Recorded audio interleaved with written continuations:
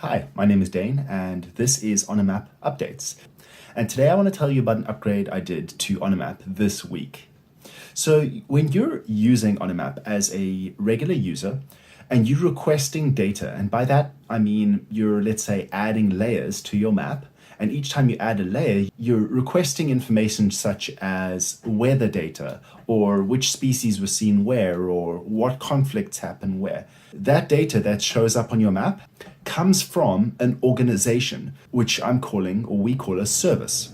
When you add the layer on a map, requests that information from that service. Now, these services typically want to know who's using their software because their data is not free, and often their services are free, but they can't simply let anyone anywhere on the internet use their service as much as they want because it can be abused. So they want to identify the users of their service. And the way they do this is kind of by assigning a key. Think of it as a sort of visitor pass. If you walk into an office building that identifies you while you're in the building, this is the same sort of thing. When OnAMap needs to fetch data, it needs to provide it the key with the request for data, and then that service goes, okay, that's fine, you've requested this much data in the past, but this is a free service, and here's your data. As you can probably imagine, this is not such a problem for a service that has a huge global footprint and is providing their data for free, like iNaturalist or GBIF.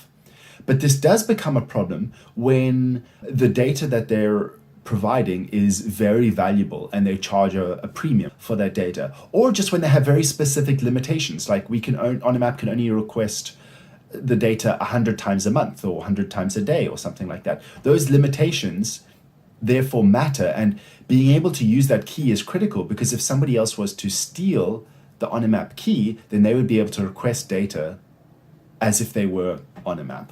The reason that this is a problem for OnAMap is we can't just store the key in the code of our website, in what we call the front end, the part that you use when you're using OnAMap, because for a hacker, it's not that difficult for them to look in the code and copy out that key and use it. So we can't have anything sensitive in the code of the app. So what do? Well, we want to set up a middleman, a piece of software which is called an API gateway that sits between OnAMap and the service. And that and when OnAMap wants to fetch data, instead of requesting the data straight from that service, it instead goes via this API gateway. And what the API gateway can do for something like a key is it can attach the key to that request and then send that request on to the service. The service gives the data back, and then the API gateway can send that data straight back to your browser. The app itself, the front end, doesn't even need to know about the key. Now, if that didn't make a whole lot of sense, don't worry, it's just a very helpful security feature. But API gateways do have a couple of other useful features. For example, for performance, to make requests work faster, an API gateway can cache responses. So if you're asking for the same data as somebody else, let's say the weather today in Paris, and another user requested that exact same data earlier today, then the API gateway can just send you that same data that user got. That's called caching. API gateways can do that. And another one is they can help with stability of the platform. If all of the requests that OnAMap is making to various services, because there's lots of plugins for different data sources, the API gateway can do things like rate limiting. So they can say that if you're a user and you're using OnAMap very, very heavily, then the API gateway can limit how much data that user can get because they're abusing the system. So that's called rate limiting. It's just preventing basically abuse of our systems. So there's a lot of very valuable features and services that an API gateway provides. And this week, I was able to do some research and select one. The one that I've chosen to use is called Kong Gateway. It's a very popular free and open source API gateway, and it's very well built. It's very reliable. And I also needed to install it somewhere. So I did a bit of research and I decided I needed to install it on a cloud provider.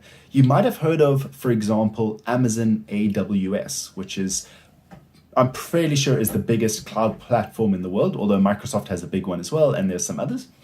And what it allows you to do is, in a nutshell, run software on their hardware, in other words, their servers, their computers, in some warehouse on the other side of the world and connected to the internet. which is the perfect kind of place that you would want to install something like this API gateway. So I chose to use a cloud provider called Xneelo Cloud. So Xneelo is a South African web host, and they've got a new product called Xneelo Cloud, and it's a really nice, simple cloud service. So I did some research, learned how to use it, and set up Kong Gateway on the Xneelo Cloud. And that was it. Obviously, I had to do a lot of setup. I had to configure things and add keys and say what services OnAMap uses. But in a simple sense, I've set it up and it's working, which is really exciting. So it was a big step forward for OnAMap this week. I hope this has been interesting and informative. And if you have any questions, just leave them in the comments or send them to us, and I'll be happy to answer them. Anyway, I'll see you in the next one. Cheers.